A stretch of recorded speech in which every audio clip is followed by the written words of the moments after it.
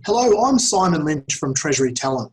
For those of you who don't know me, I host the Treasury Talent podcast and run a specialist recruitment staffing firm that's focused 100% on Treasury. We operate in Australia, Asia, the Middle East, and the US. We're collaborating with the Association of Finance Professionals to help produce some content around networking. I'm fortunate that I network for a living, so I'm hoping that I can share some insight that you will all benefit from. Through my podcast, I also chat with some great people. So today I have three guests to talk to you about their approach to networking.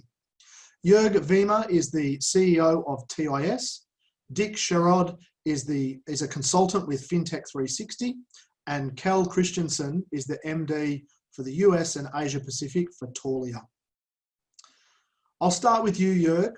You obviously have been in banking, corporate treasury, and now as a vendor in the system space.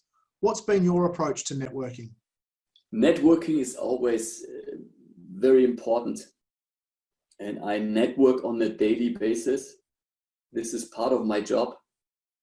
I have 20,000 LinkedIn contacts, LinkedIn first level contacts right now. So I'm a heavy networker online.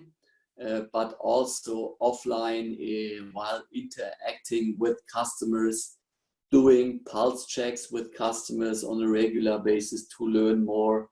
It's good to carefully listen to customers, what they think, what their upcoming challenges look like, and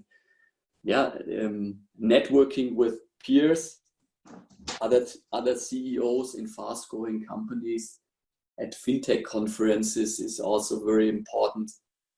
I've got an interesting fact for you, Joerg. We, in fact, share more connections than anyone else in my network. So I also have over 20,000 Treasury contacts, and you and I have the most in my network. But once again, networking is fun as well. Networking, you learn a lot, and that's very, very valuable. Dick, you've had a great career in corporate treasury and then moved to banking, and you're obviously also now on the systems side of things. What's your insight in networking and how it's helped you within your career? Well, for me, networking was a real key to my success, especially when you realize you have something that you feel like that you can offer to others. I've always felt like and still feel like that if you ever stop listening, learning, or leveraging others, you might as well just either quit or stay where you are or find a new career path. Because I think there's there's inherent traits and intuitions that one develop around networking, who you can trust, who you can't trust, who takes and who gives. You have to do both of those in order to successfully network, in my opinion. But the networking was key to me because I always wanted to try to learn more. And I knew who I could try to get in front of to learn more. So even if I didn't know the person, sometimes, especially at some conferences, I would just walk up and introduce myself, where I worked, what I did, and hopefully to be able to build a relationship from that. We didn't have LinkedIn when I started out, so it was much more difficult initially. I love that, Dick. LinkedIn has definitely made it much simpler to connect. Kjel, what about you? What are your thoughts? Yeah, it's a good question. Early on when I started into finance, I worked for American Express, and there where I was able to live in my marketplace. So most of the people I was talking to in finance were in the city I lived in. So that made it easy, right? You'd go to local market, local social events. You'd go to certain things via LinkedIn, and now we use. But it was really kind of just I did a lot of golf. I joined country clubs. I really tried to get into that local atmosphere and across the other financing. Believe it or not, one of the things I was told early on in my career is buy a home in a neighborhood where most people that you want to talk to or want to network with live. So I did that based out of some information I was given from a mentor of mine. And that worked really, really well when you were building your network in a local area. Now, and at JP Morgan, I started to have to, started covering multiple states, multiple regions. Now I cover countries. So it really has changed from growing a network, which is very, within your city, within, your state, to now growing a network that's very, very global. And that's different, right?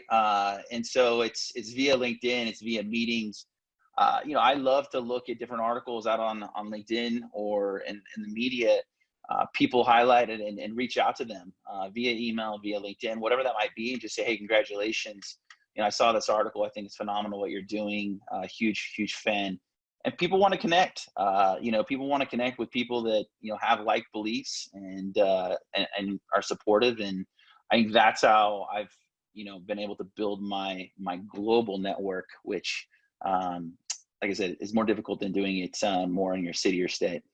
I find that interesting, Kjel, because I really think that LinkedIn has made the world a lot smaller, and everything that you've just said there is so true. But it's much easier nowadays to be able to connect with people in different countries on a global scale.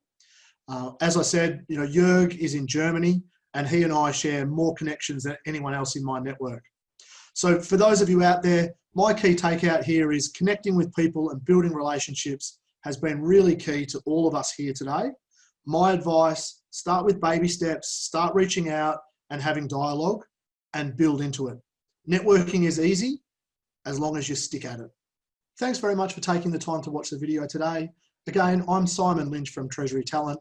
If there's anything that anyone needs, my details are attached. Please just look us up at Treasury Talent, and I look forward to working with you moving forward. Thanks for your time.